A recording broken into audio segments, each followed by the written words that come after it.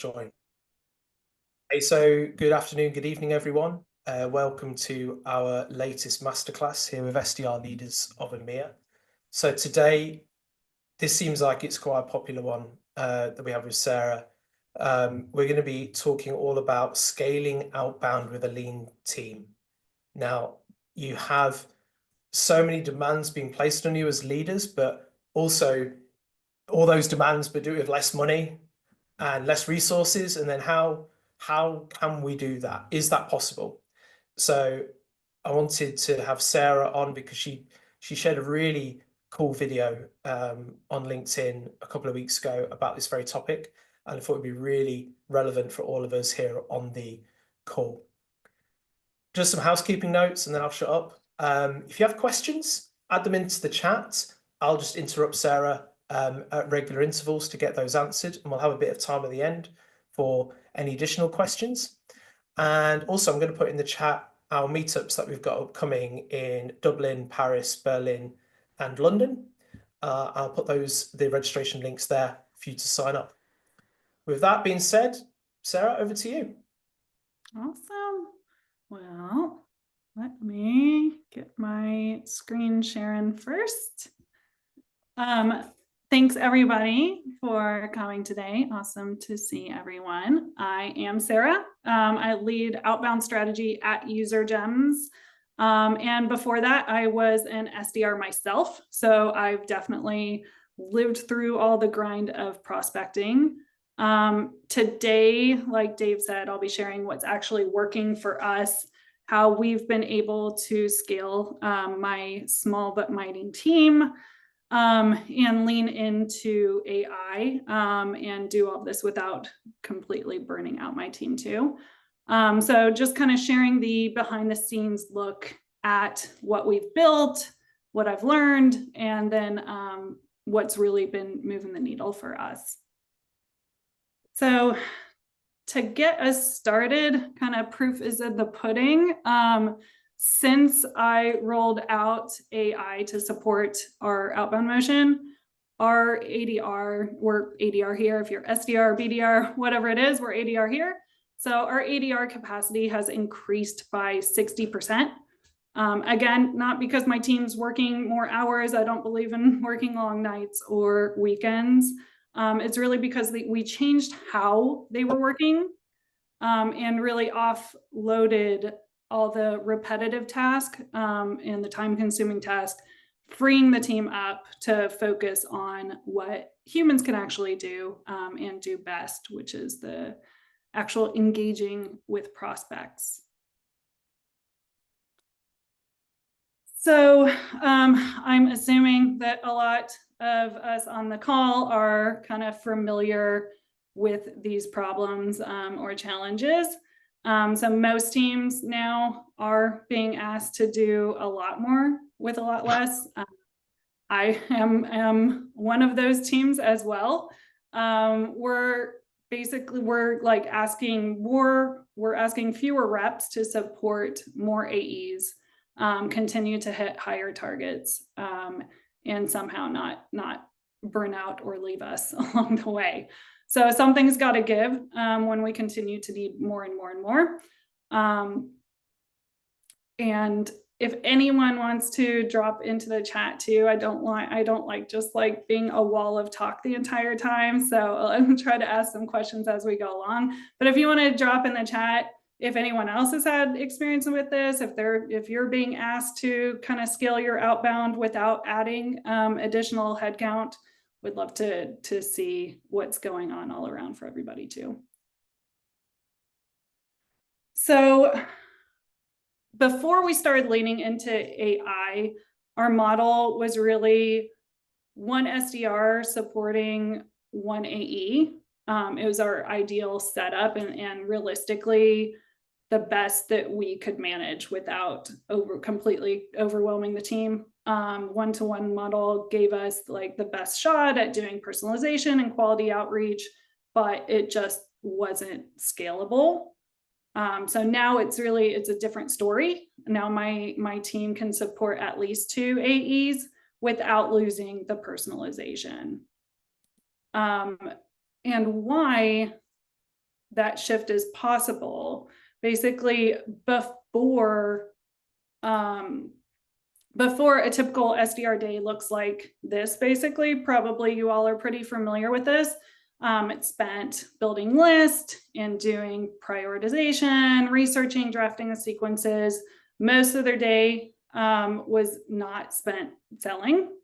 So now AI basically what we've done is AI is handling this this section that was taking up most of the team's day. It's taking over that. So my team's spending their time actually replying to emails, the emails responses that they're getting from the messages that the AI sent out originally. They're making phone calls and they're sending LinkedIn messages. So really those human connection points.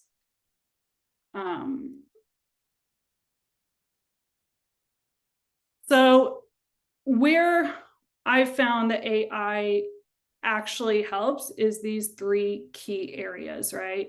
We're talking about, again, from the last slide, where the reps are spending most of their time. We've got to find a way to save them some of that time.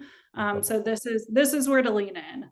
Building the list from scratch and using first and third party data to build those lists, to pick those right accounts, and then prioritizing who to go after and why, drafting personalized emails, creating the talk tracks, even helping to draft those LinkedIn messages too. So it's not just pulling random lists and it's not just sending spam. It builds a profile of your ideal buyer, finding the right accounts, stacking buying signals, and then writing human sounding outreach that's timely and relevant based on the buying signals that have been identified.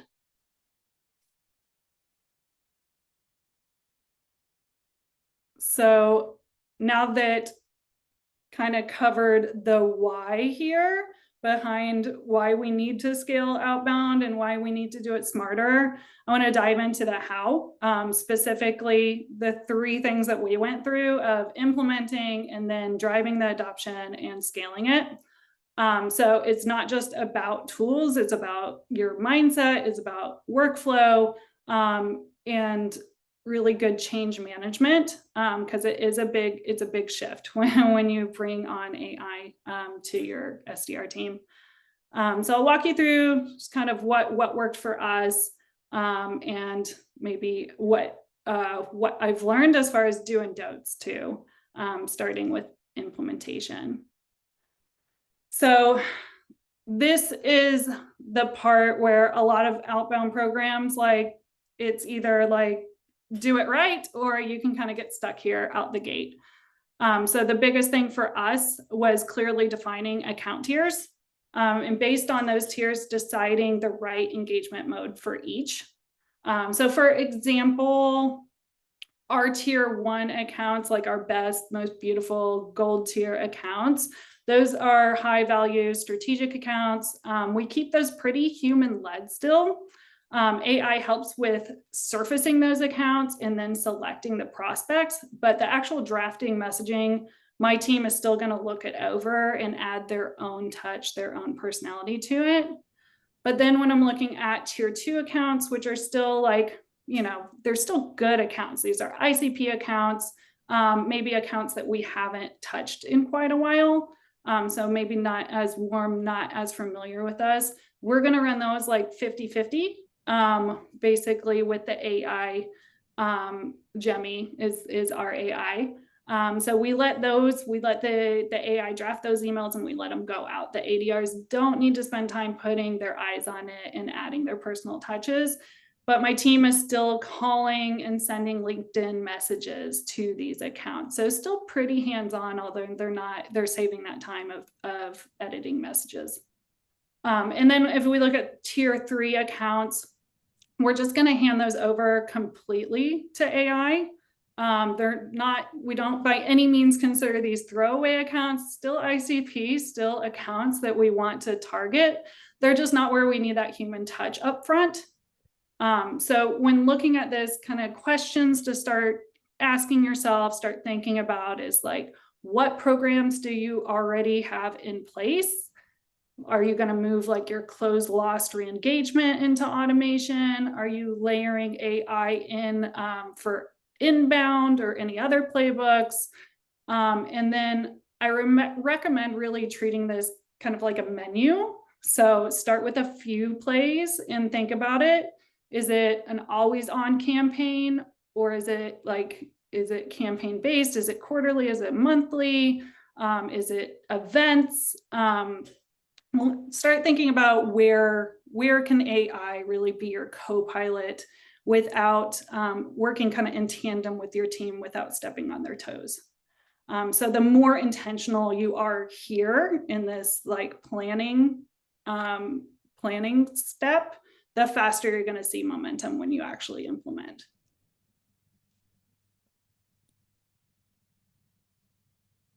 All right, so once you've defined your account tiers, start thinking about what should be rep-led and what should be AI supported.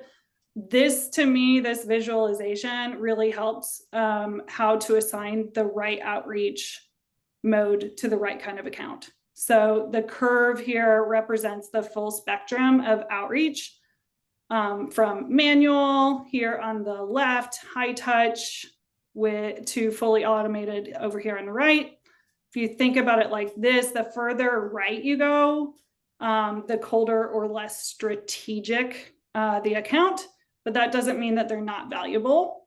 It just means they don't warrant the same level of manual work upfront as here on the left. So you've got warm, inbound on this side. Think about like your ABM accounts if you run an ABM program, active buying groups. These still need high level of human finesse, but as you're moving across the curve, automation is going to get you a lot more efficiency. So the question really becomes like, where does AI fit into the spectrum? How do we actually apply it? Which is what I'll show you next, how we kind of approach this ourselves. So this is what Copilot looks like in action for us. It's how we run outreach on our highest tiered accounts. So these are the accounts where we care deeply about quality and timing. Think like inbound, think high level value relationships, strategic ICP, our ABM program falls in here. Jemmy helps surface and prioritize these opportunities. It drafts the messaging for us, and then a rep gives it that quick review and then sends it out. It's truly like a rep plus AI partnership in this co-pilot mode. So reps still own the messaging and they still bring their voice, but they're not starting from scratch. They're not spending hours figuring out who to go after in the first place. And then autopilot, this is where AI is really going to stretch your team's capacity. This is where I've seen a huge lift in our performance. So these are your lower tiered accounts, cold prospects, below the line contacts. So if you do a bottom-up approach, we love that approach personally. Folks who reps realistically aren't probably going to get to if they're working a ton of accounts already. So in this zone, we let Jemmy like fully take over. It's all the AIs from research to message drafting and to sending. So really hands off for my team. It's kind of running in the background for them. So if you think of it like if your reps aren't going to reach out to this account, it's like, should we automate? It's not really should we automate. It's why wouldn't we automate here? If these are good accounts, we want to be reaching out. So then when one of these cold contacts does engage, it can still route back to your team for that human touch and pick up the interaction from there.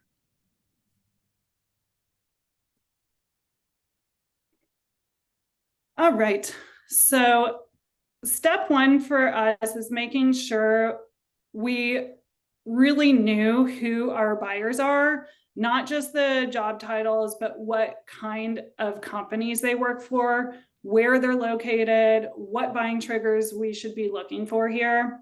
Then we took that understanding and we defined our ICP and personas more intentionally, not just using what we think our ICP is and what our personas are, but also using the internal data and what we've learned from past deals there. From there, we can actually build prospect lists that are up to date and signal driven, and scope to the right people.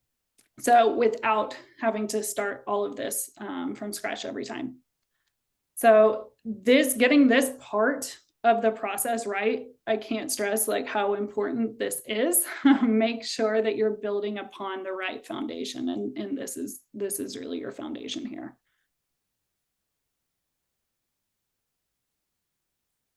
All right, prioritization. So kind of crazy stat that we found across our customer base is that 85% of buying signals go unactioned.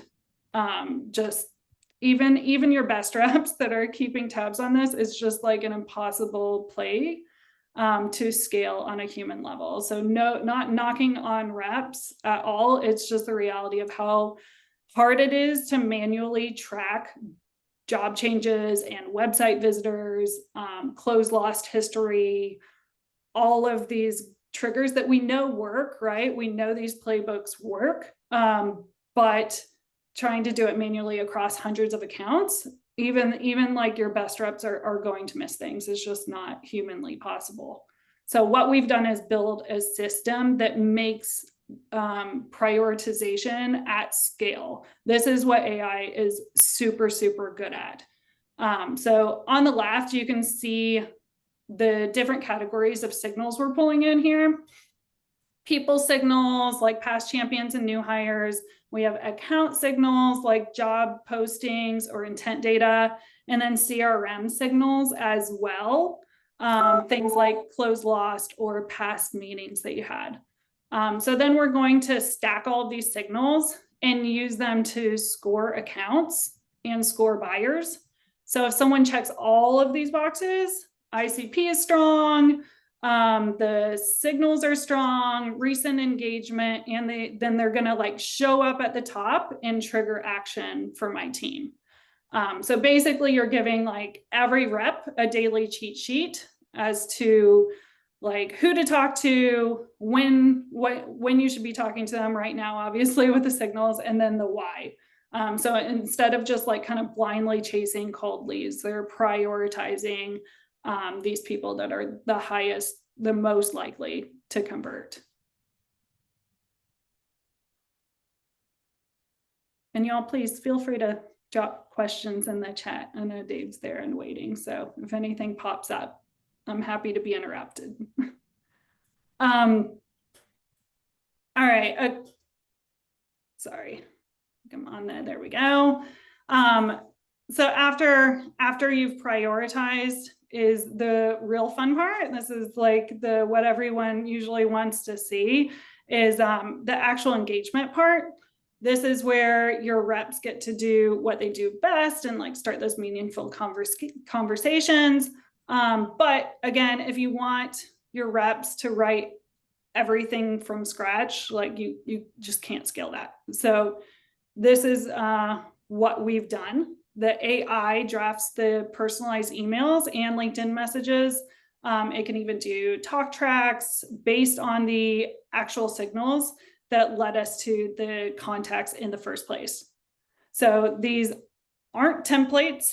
They're actually rooted in real context. And you can see here, we're pulling things like past champion status, also competing tools. Like if we have a customer that's a competitor of theirs, it's great name dropping those. Also prior op history. So if they've looked at us before, we know that's a really good thing to mention. So it's not just the like, hey, brackets, first name sort of personalization. It's stuff like, thanks for bringing UserGems to Clary back in the day. And then you can see down here in the PS, like, PS, AJ Smith from your SDR team checked us out last year. So those are the kind of personalizations that are making people reply because they feel human, they sound human. It seems like somebody did their homework here.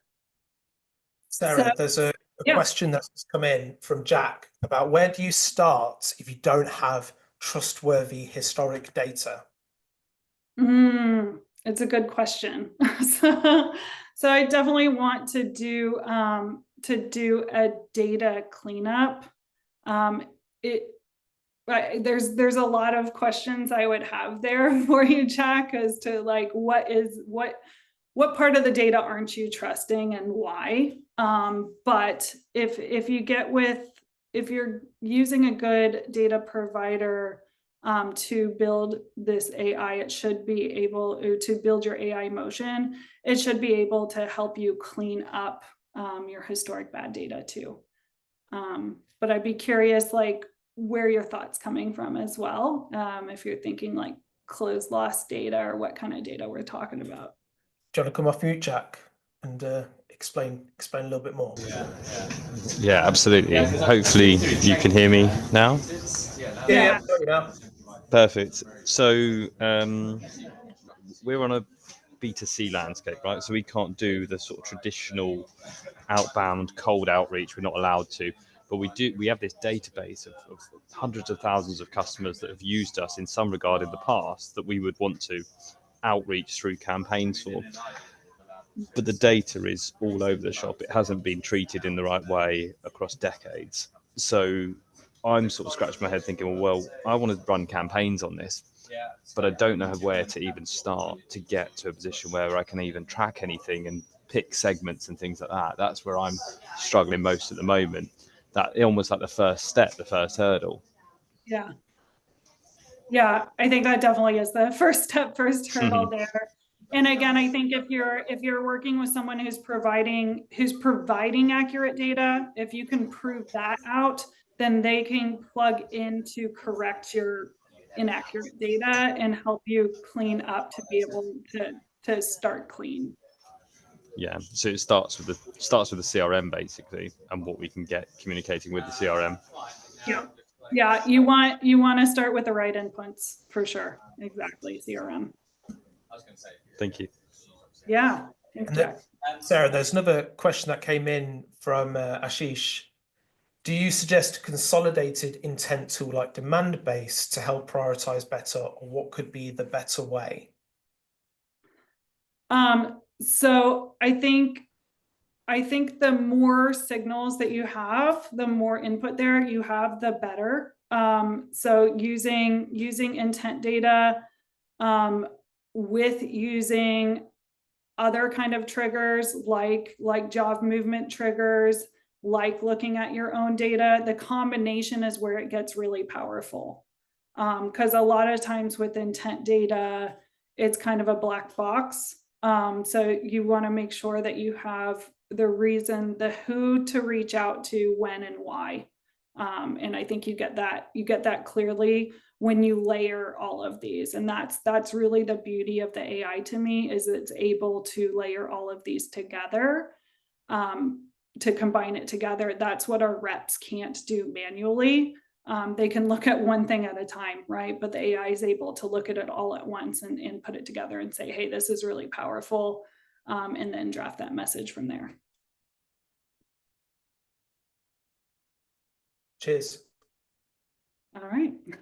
So jump back into engaging. Once your message is ready, your reps can then plug that straight into their workflow, their emails, their calls, LinkedIn touches. Like I said, when I'm talking my tier 1 accounts, I still want reps to have that final human touch on our top priority accounts. So they will edit there, make it their own, but they're starting at 90% instead of starting at 0. They don't have to draft. Like, we all know editing's a lot quicker than drafting. So keep that in mind. Fun side note on this one is that some of our prospects from this sort of messaging that you see example of here, we've literally had replies saying, this is the best cold email I've ever gotten. A few have even like posted about our emails on LinkedIn, not realizing it was AI, like shouting out ADRs on my team for the level of personalization that they did in reaching out. So I think it really speaks to how powerful using, like leaning in on these signals for personalization at scale. All right. So before I move more into adoption, I want to pause here just to hit on two quick but really critical don'ts when it comes to implementing. So kind of speaks to what we were just talking about with not deploying AI without validating your data first. So meaning two things here, just to clarify again, make sure your own CRM data is looking good, and ICP definitions, are pretty clean, but also make sure that the AI tool you're using is built on top of truly high quality data. If the data source isn't accurate, it doesn't matter how good the outreach or scoring logic is. If it's garbage going in, it's going to be garbage coming out. So you want to make sure that you're confident that the signals that you're acting on are the best signals available. Otherwise, you're just going to be scaling guesswork. So second point, which is also very important, is don't overthink it. I have seen teams kind of freeze up waiting for everything to be absolutely perfect before launching. You don't need to solve for every single thing at once. Start small, start with a signal rich batch. So not just like cold, like you want to make sure that you're bubbling up those most the accounts with the most signals, and then let the results just speak for themselves. Remembering that when you are doing this based off of these signals, when you're combining the power of AI with the power of signals, it's not going to be spam. You have the reason to reach out, which means those conversion rates are going to go up significantly. Now let's talk about how to actually drive the adoption with your team. So once you've got signals and programs in place, the challenge can be getting the team to buy in. Promise you, like no one knows this better than me. Tell you, when you tell your outbound team that you're rolling out AI, they are listening very, very closely as to what that means. So I knew for my team, especially, that I needed to build trust early.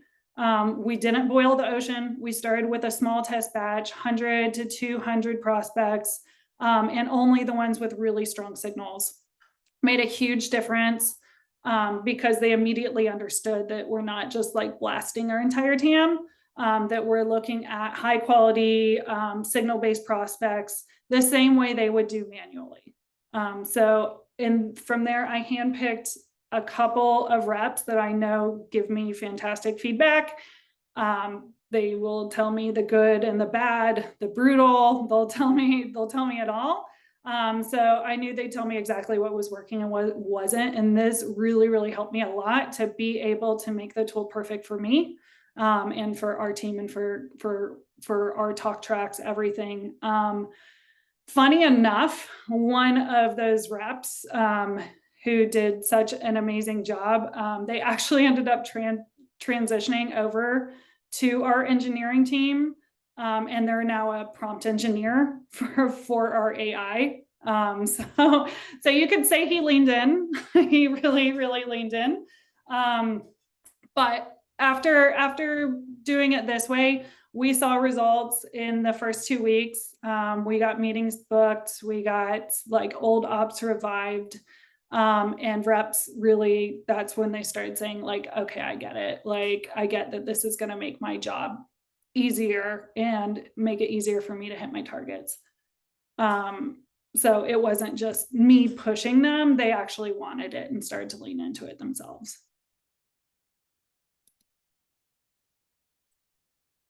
All right, once you've got that test group, you've picked out your reps that you know are going to give you good feedback. Next step, don't be quiet. Like, be loud, share wins as often and as loud as you can, especially like in public team channels is what's really worked for us. So I'd have every time I have a rep that's booked a meeting with the AI assistants, then we surface it and we drop it in Slack for everybody to see. You can see some examples here with Taylor and Jalen, Emily and Kenny. Oh, I'm sorry. All good. Okay. It wasn't, so for us, for me, it wasn't just about celebrating the AI. The AI is just another tool. So this is really about celebrating the rep and them being able to really use the tool effectively. So we made it very clear, if the AI surfaces the prospect, but the rep makes the call or sends the final message, gets the meeting booked, that's a shared win. That's like the rep is getting credit for that. So that framing really helped be able to build trust internally and build momentum, because my team saw it wasn't them versus the AI, it was them with the AI. And plus, like, you can tell, like, these Slacks are really fun to see too. Everybody gets really hyped up about them. All right, so now that your team is trusting it, adoption's rolling, you're seeing some wins, it's about scaling it without it getting messy or without it getting like forgotten in the background. So I'm stubborn and I just like to track performance where I already live. So I like to track it like I would for any rep on my team or any sequence or any program. So you don't need to go somewhere else. You don't need to like reinvent a process for this.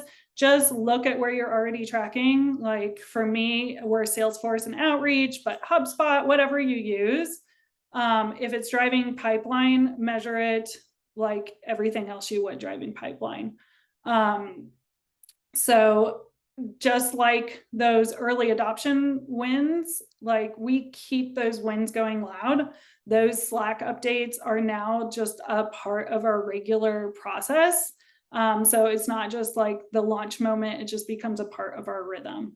We continue to share on a weekly basis throughout the company what we're seeing from this, the increase in pipeline and closed won revenue. As far as the accountability side and managing the team, I keep it super simple. So 0 pending tasks by Monday, especially if it's Gemi task. And if a lead sits too long, we reassign it. So my overall rule is if the reps don't want to do it, I'm going to give it to AI, so I still get to win.